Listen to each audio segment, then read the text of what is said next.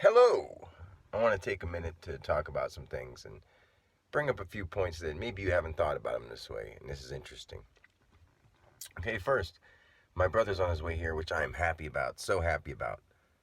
And he's going to go fishing as soon as he gets here, most likely, because most time when he comes up to visit, he goes fishing, and that's cool.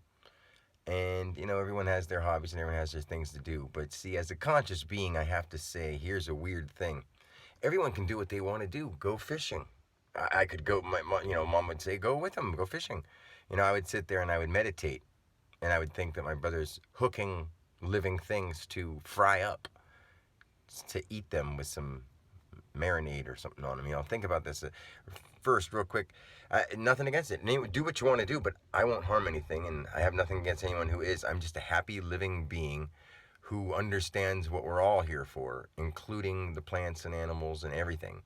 So, just to add a little extra to that, we have someone who wants to catch fish and fry them up when we don't need to eat. I haven't really eaten anything in a couple of days, and this isn't about my diet. I'm just saying, like, first of all, you go to a lake and there's a living thing that you got to kill, and then you cook it up. Or there's this thing that grows and it opens up its pod with this fruit here, and it says, "Here, have this fruit." Because if you don't have it, soon it's going to fall on the ground and rot. I'd rather give it to you when it's fresh, and here you go.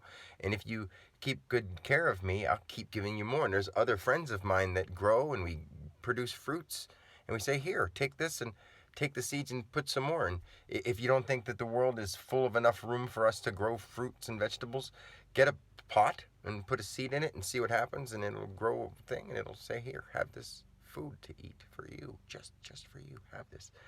So we don't need to kill and eat anything that's alive. That's one point. Now, the next subject. Let's say I don't work anymore.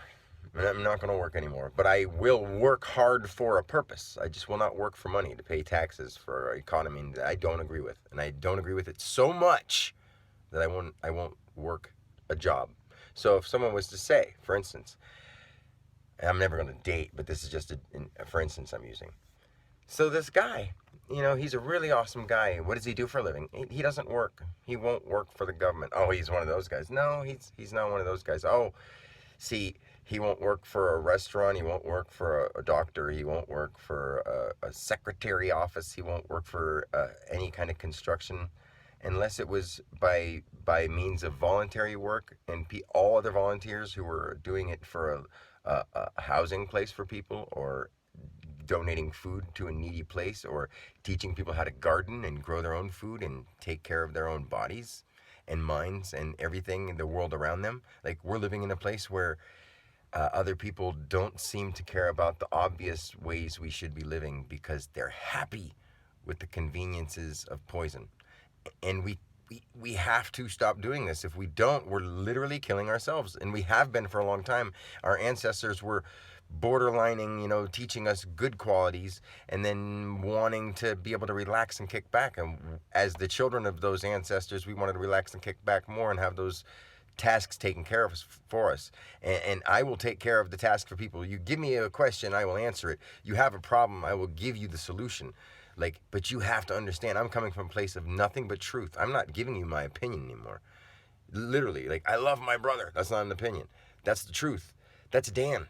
I don't hold on to any Dan stuff too personally. Although, as an individual, I have to exercise my ability to choose and, you know, be rational and play my position. But it's all more or less an act. This is the third one I want to say. You're not really a dad, okay? Say, some people never see their dad. So for a moment in time, they had somebody who gave this life essence, okay? Maybe they hold resentment. Maybe they are just thankful that they're alive. Whatever their situation. I'm a dad who loves my kids, and they're choosing not to see me. I'm lucky enough to have a dad who I've been able to see be a crab, be awesome, be a good grandpa, be sort of neglectful or just so zoomed into the TV. But everyone does that. So it's not something I'm trying to say, but I've been lucky enough to see all those sides of an individual. Like, my kids haven't seen that, and I'm here and I want to, and I have a government that won't allow me to through paperwork. And it's just, it's a mockery of a logical, conscious being who Who understands right and wrong when I'm told that I have to do this because that's what's right, listening to paper. So if someone was to say that this is the guy I know and this is a little about him, according to society, it would be wrong. But when I say things like, do you need to kill something to eat it? And you say, no, but I want to. You have to realize you were brought up wrong from that simple answer. One last thing. If you fall over on the ground, you can't proceed upward or forward in life if you don't stand up. Second instance, say you get your pant leg snagged on a nail or a hook or something. You can't do anything unless you go down and unravel it or unhook it from the nail so you can move forward and progress in life. When you're making the right steps in your life and for others around you, and there's a society and a government and a faction of world leaders who care more about policies and money than caring about the well-being of the living creatures, living people, living things around them. And they're holding you down. Like that nail, sometimes you have to unravel yourself from it. Because if not, you're choosing to stay in shackles.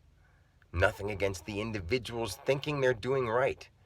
But underneath it all, there's a wrongness underneath keeping other people in line without teaching them how to do it themselves and being patient enough to let them do it. We have to get there, or else it's going to be a bloodbath someday if we don't learn how to get over our egos and our need to qualify and start doing the right thing because it's the right thing. Until next time, peace.